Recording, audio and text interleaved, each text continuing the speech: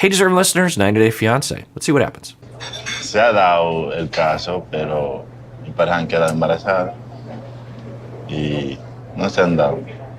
So he's saying women have gotten pregnant, but they haven't been able to Algunas la han sustain the botado baby. a propósito. And that some have aborted the babies on purpose. Okay, so they're talking about pregnancy. We're learning that Danielle and Yohan have been trying to get pregnant for a while, and Danielle thought it happened, but turned out it wasn't the case.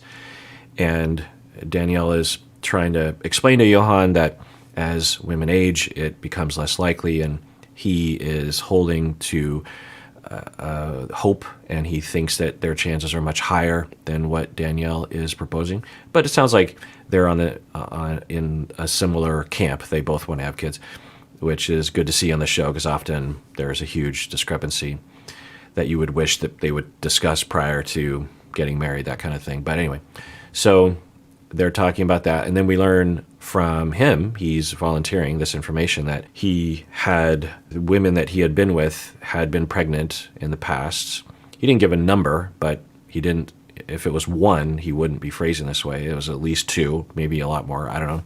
And he says that, I think what he's indicating is some of them had abortions and some of them just lost the child. So it looks like Danielle hadn't heard that before.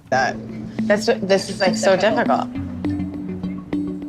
I 100% believe in a woman's right to choose. I think that we have to make decisions about our own body. But this is the first time I'm hearing this story. He had told me that she lost the baby and had a miscarriage.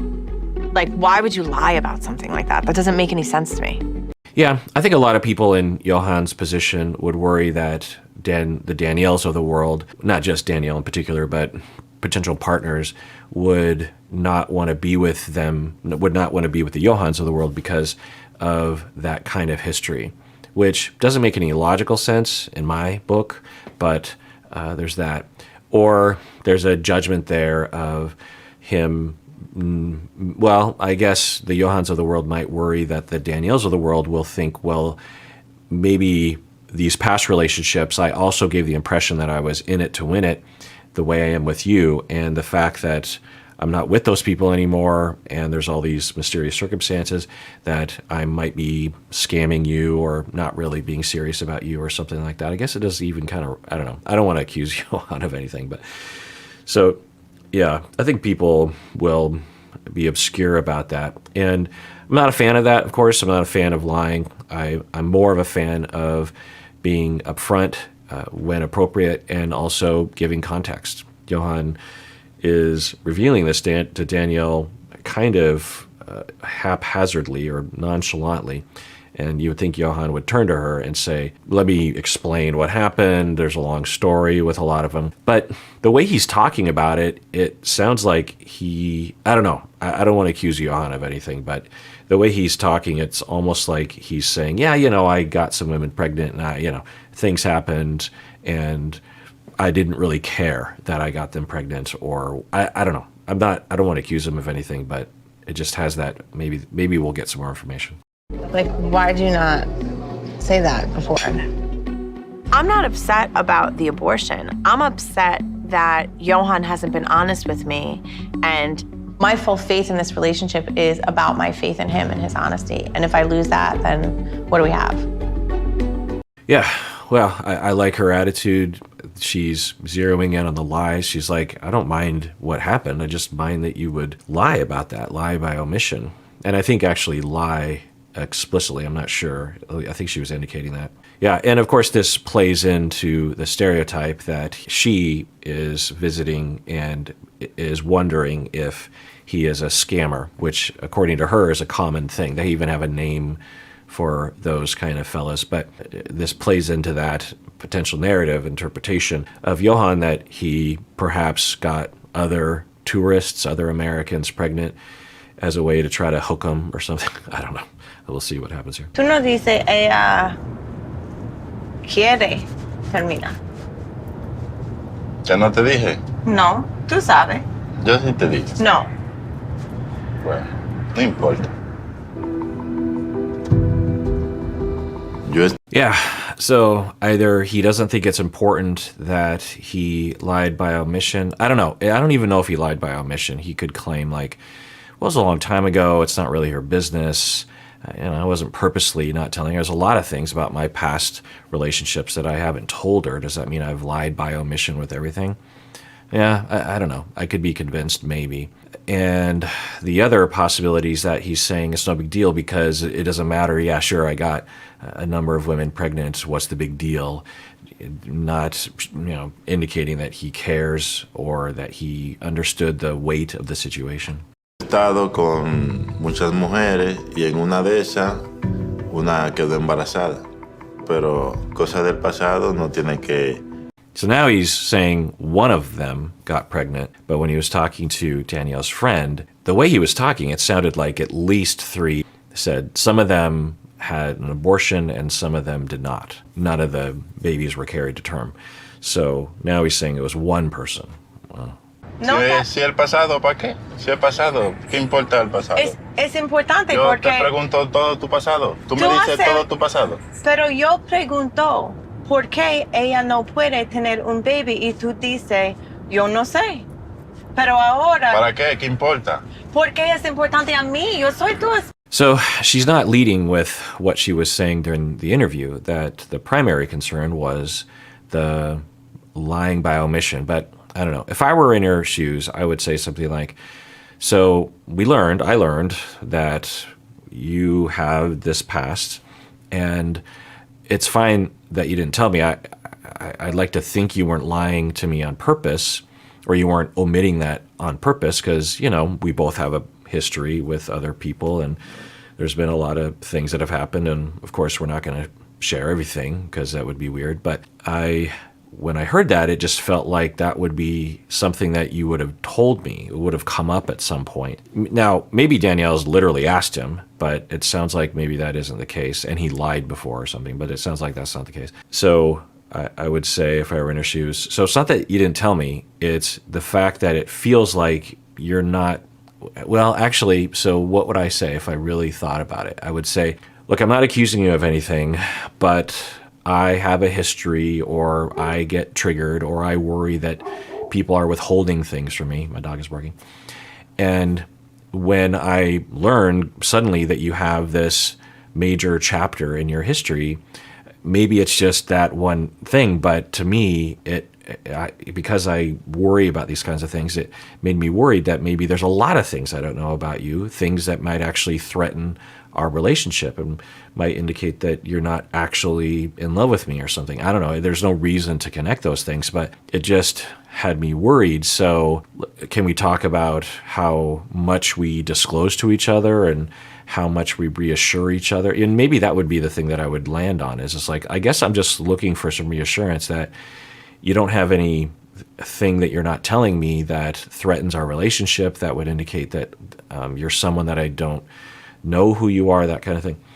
So that's what I would maybe try to land on, because that was in line more with what she was saying earlier. She's like, I don't care about his history, it's fine, but I do care about the fact that he didn't tell me. Pero yo te dije todo. ¿Y por qué tú dices que yo no te dije? Yo te conté todo. No, es diferente. Cuando una persona... Te expliqué todo, te dije.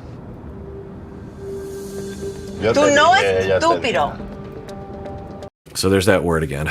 You're not stupid. If I had just heard that only from her, I wouldn't really know what to make of it. But given all the condescending and top-down language and attitudes that she's had towards him, I think that's what she's saying. I think she's actually saying you are stupid and you're acting stupid. I mean, that's the implication, right? That you're acting like you're stupid, but you shouldn't do that because you're not stupid. You look stupid, you're being stupid, but I know you can do better. And it's just a pretty awful thing to say. Now, he's not making it any easier. He's being extremely flippant and he's annoyed. Maybe they have a lot of tension that's taking a toll on both of them. But he could help by saying, yeah, I'm sorry, I guess I should have told you. And I just didn't know that you would want to know that kind of stuff. Puedo tener confianza en ti cuando tú no hablas verdad. ¿Qué cosa que no es verdad yo dije? Te dije, ella ya no tiene el baby. ¿Qué importa eso? ¿Qué te importa eso? Tú sabes. No, yo no sé, dime. Yeah, tú sabes. Yo Dime. explico. Yo no necesito explico una ¿Explica otra qué? cosa. Cuando tú me dices cosas de tu vida... Porque me no te siento pregunto tu mal. vida pasada. Eso Yeah, I'll tell you, this is right up my alley as a couple therapist. Very common argument. I'm going to take a guess and say that you've had arguments like this as well with your partners or your current partner. It would be really weird if you hadn't. It's just two people that are defensive, not extending themselves, not talking about their primary feelings, and triggering each other, and it just escalates. It just spins out of control. So many marriages and relationships will become problematic and will end because of moments like this. I'm going to take a guess anecdotally and say that 95% of marriages will end, relationships will end because of these kinds of conversations, the damage that's done, the lack of, because the conclusions that people will walk away with is this person is heartless. This person's a psychopath. This person is narcissistic. They are selfish. They don't care about my feelings. They don't listen. They're not trying to understand me. They don't care. And that is a love destroyer. fue pasado.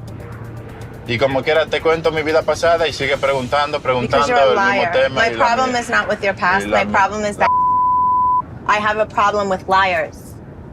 Yeah. I mean, they're both escalating. She's escalating more in my book, and she's just now, you're a liar. And I'm sure from his perspective, he's thinking, well, I just didn't mention it. Now, he could easily diffuse this whole thing by just saying, yeah, I didn't mention it because, I don't know, it feels personal, and I thought maybe you would judge me, and I thought maybe you would think I was a bad person. I don't know. I guess that's why I didn't mention it. All he has to say is something like that. I'm sure she would hear that. So he's not helping. But there's so many different ways that she could be approaching it. And as she gets stressed out, she resorts to the top-down, condescending attitude, this place that she's better than him. Earlier, they were at a store for, she said it was like a magic store. I don't know. He was saying it's witchcraft, and she was, I don't know what the tradition that she's following, but he was making fun of it. He's like, oh, look at this, the cow killer, what's that? This is dumb, this is dumb. And that's not nice for him to do. And for her, she was saying he was being immature, that he was being a child. And I guess you could argue that, but that's the attitude that she has. That's what she goes to when she's upset, this condescending, superior place. And people will do that defensively because they don't know what to do. They feel hurt, and it just feels better to look down on someone. You know, we do this all the time when we have a person at work that bothers us or a political figure. The way that we talk about them is a way of talk. It comes from a place of superiority. You know, like you have a coworker that annoys you on a number of levels, and you'll just be like, yeah, they're just a complete idiot. They're just dumb. They're immature. They don't know what they're doing. And, you know, they're just aimless and inconsiderate, and they're in their own head. And, you know, just words like that where you're making evaluations. Instead of speaking just from your own feelings, it's like, when I'm around that person, I feel this way. When they do this, I feel this way. It's this leapfrog from that place, because that's where it begins, is those feelings. And you will leapfrog all of the discussion and acknowledgement of that to, I am now looking down on this person. And maybe the evaluation makes sense to a lot of people, but if that's only what you do, then you don't, one, get a chance to take care of yourself. And if you're in a relationship, you don't give your partner a chance to really understand what's happening. Because for him, he's going, here we go again, condescending attitudes, talking down to me, putting me down, insulting me. I've had a lot of exes from my past who have lied to me about various things. I even had an ex who had a family that I didn't know about. And one of the reasons why I love Yohan so much is because I trust him and I really believe in his heart. You know, when I'm getting like all these partial truths, it makes me question everything he's ever told me. Yeah, we're learning that she has reasons to be more concerned about dishonesty or indications of infidelity or something. But even without those traumas, it makes sense that all of us would be concerned about deception and things being hidden from us, because I guess all of us have at least some traumas along those lines, whether it was from a partner or a friend or someone at school that withheld something from us, lied to us. So that'll happen with our parents sometimes for various reasons. And yeah, makes sense. But I just would hope that she could tell him her vulnerability. Maybe he would rise to the occasion, because that's not what she did with him. What she did with him was, you're a liar, you lied to me, you should have told me. And he, within his worldview, could easily say, no, I don't have to tell you everything about my past. That doesn't make any sense. And he even said something, and he had body language that I didn't know if it meant this, but he was like, really, you want me to tell you everything? I think indicating that maybe they had a previous conversation that she doesn't want to know specific details about his previous sexual life or something like that. I don't know. But from his point of view, given what she was giving him, he believes that he's right. And if she were more vulnerable with him, then it would give him a chance to go, oh, okay, well, I'm sorry, I guess. But maybe she doesn't trust him because he doesn't rise to the occasion. I don't know. Have we seen them actually have an interaction like that? I feel like it's not common for this couple. I'm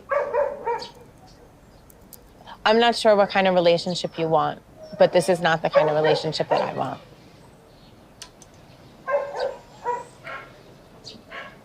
Okay, so it's not a bad opener. It could have been worse. Let's see how she follows it up. You can stare at me all day.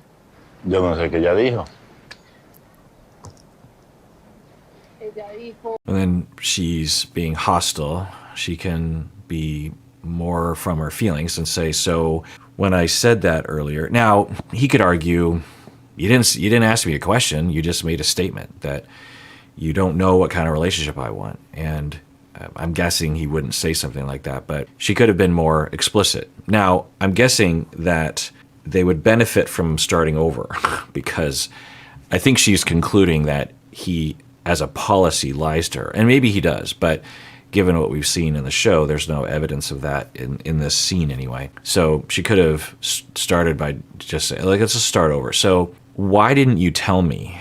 Or did you think I might be hurt by not telling me about that? Just start over from there. Because I think she's assuming he knew that she would want to know that he is actively trying to withhold information from her because he's trying to trick her, he's trying to manipulate her or something. I think that's where she's operating from.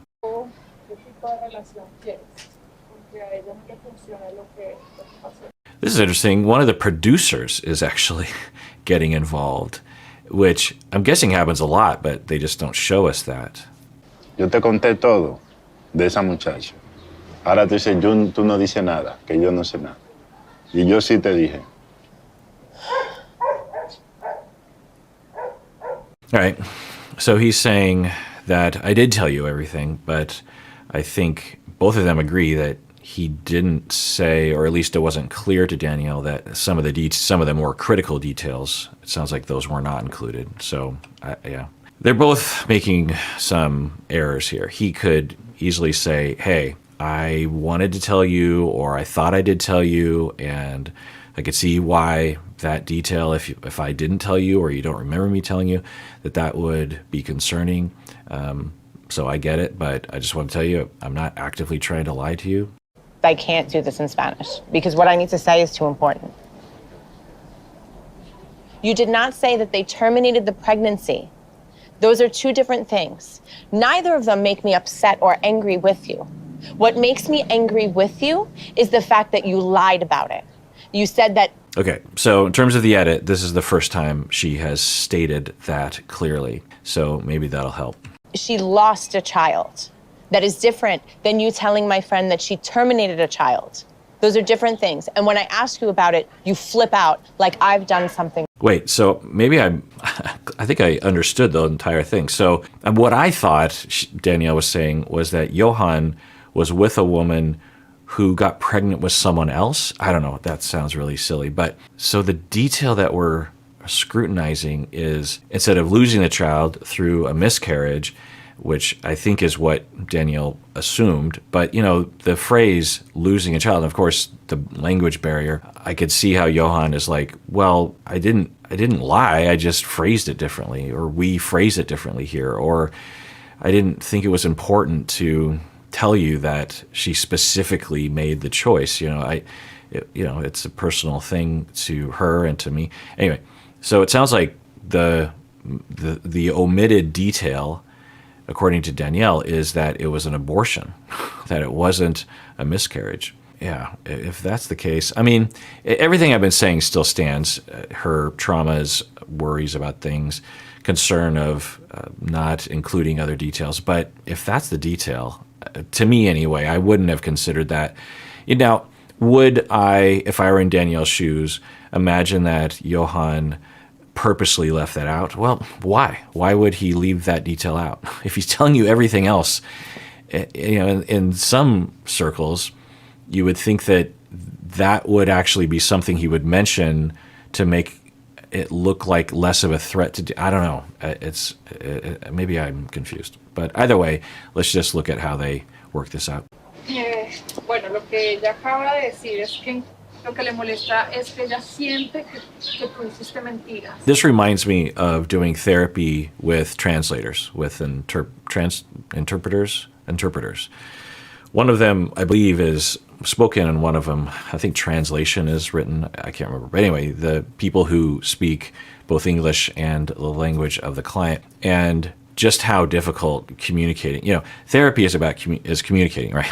Me communicating with the clients communicating with me, the clients communicating with each other, me evaluating their communication, and understanding each other, me understanding them understanding me is obviously critical. And there were times when the clients didn't have any other options. They didn't have someone that spoke their language that could help them. And so I was hired, and then I would have to hire an interpreter to be there. And that was a whole ball of wax in addition to just being a therapist, because I quickly learned that interpreters would have a wide variety of professionalism and a wide variety of competence and a wide variety of the kinds of things that they might do in a situation. It's one thing to go to a business meeting and interpret between different things. It's another thing to be in the middle of a very rough, difficult therapy session and an interpreter who might have no experience being in therapy themselves or talking about these kinds of things. Everything is going through them. And there's also this natural tendency for the interpreter, because they're often more closely related culturally to the client than to me. And so the interpreter will sometimes feel it necessary to actually do things to the client. Like I had this one interpreter that he was an older fellow. He was probably actually my age now, but when I was younger, he was older, because oftentimes the interpreters were around my age. But this guy seemed more like he felt like he was a pillar of the community, that he was a central figure, a leader of some sort. I can't remember. That was my vibe. Anyway, family therapy session, and commonly the situation was he had a teenager that was having behavioral problems, and the interpreter just started berating in their language the teenager, because he believed that that's what you do, because culturally that's what you're supposed to do. And that is a professional no thing. You can't do that as an interpreter. You're just supposed to interpret. That was another thing, is sometimes I'd have to tell the interpreter, I don't want you to interpret completely buttoned up. I need you to actually interpret things a little bit for me so I understand. Don't just interpret the words. Like, tell me what they're probably trying to tell me, because the nonverbals that you might pick up culturally, I need to know that, and vice versa. Anyway, so it does concern me for the two of them, because if she's saying this is too important for me to try to speak in my limited Spanish, and vice versa, right? And it does make it hard. Imagine you're trying to. It's hard enough to talk with our partners about these kinds of topics. Imagine that you struggle with the language both ways. You struggle with interpreting. There's so many barriers to understanding each other, to connecting, to getting your point across. Misunderstandings lead to conflicts, that kind of thing. And it really does make it difficult. It doesn't make it impossible, but it makes it hard. Okay, well, let's adjourn there and tune in next time when I continue watching. And everyone, please take care of yourself, because you deserve it. You really, really do.